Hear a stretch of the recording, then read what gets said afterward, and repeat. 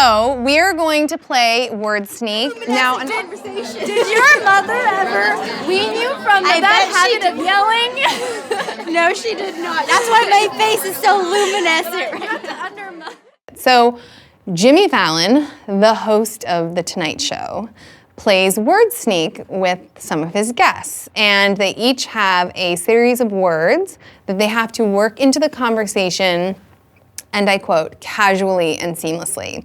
So I saw a clip from one of his Word Sneak activities and thought it was hysterical. So I decided to use that same concept for vocabulary review. So I split the vocabulary words in half. Students are paired up. They each have half of the list. They begin by adding like 3 to 5 quirky, unusual words to each other's list. And then they have to sit knee to knee and have a conversation in which they work these words in casually and seamlessly. And they both have to agree that the words have been snuck in correctly in order to get credit for those words. Yeah, the other cores are appalling. Is to pass, yes, that was a good one. Did you eat spinach today? Nope, I hate spinach, so I did not eat spinach today. Oh, that's a good one. Whoa, I win! No, I won first. We both win. They're all checked off. One of the hardest things about vocabulary development is just using words naturally. So a lot of these words, acquiesce, appall, they're just not words that kids are necessarily using in their everyday conversations. I find it helpful because you have to learn the meaning of it to put it into the sentence. So it helps us learn more of the words so we can put in when we're talking to other people so we can put those words into our vocabulary. They understand the definitions, right? They've had the explanation in the video. They've actually engaged in an online discussion where they use 10 of the 15 words to tell a story. And then Word Sneak allows them to take it from writing to speaking. So they're able to try to work them into an actual conversation with a peer. And what I like is it's reinforcing vocabulary development, but it's also really building those speaking and listening skills because they have to listen to what their peer is saying so they can build on their concepts and work in their words. So I love that it's challenging on kind of 2 fronts for them, vocabulary and that speaking and listening piece. They love it. Allergies and stuff. Didn't you just say you had a dog? No, I said it wouldn't be. Oh. Really love it.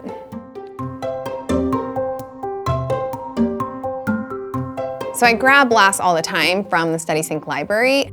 There's so many incredible blasts already made for me in the StudySync library, but if I'm doing something like a vocabulary where it's just not available, then I'll create it. Oh, that's fun. And you're explaining why you're giving them 3 stars, how they can make it better.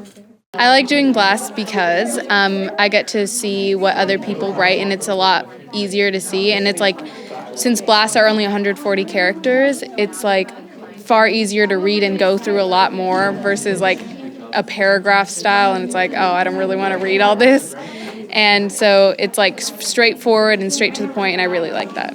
The blast as kind of an end component of Word Sneak is fun because they love Word Sneak, but the room gets really loud, as you guys saw from today. But they don't get to hear what their peers have said. And each interaction is so interesting and different, and the way they use the words is really unique. So I want to give them a way to share the usage that they're most proud of. And then just by the fact that they're reviewing each other's blasts, then they're also benefiting from seeing the words used in a variety of different contexts. So it's one way to share and have kind of a social component to this vocabulary, have a wider audience than just the person they're having the conversation with, but also exposing them to how do we use these words in different ways. I love the blast because, first of all, I learned something. Usually there's maybe a story that we're responding to, but then also it's a short answer, and I get to get feedback and see how I'm doing and maybe improve the next time. Creating my own blast is an avenue of using StudySync that allows me to be creative. I also think just the ability to pick and choose what I want to teach or have students read allows for a degree of creativity and freedom I just didn't have before. Because before StudySync, I was very much bound to the books that were in our book room. And if the book wasn't in the book room in the library, I couldn't teach it. So now I have limitless opportunities where I can pick and choose texts and build lessons that are creative around those texts.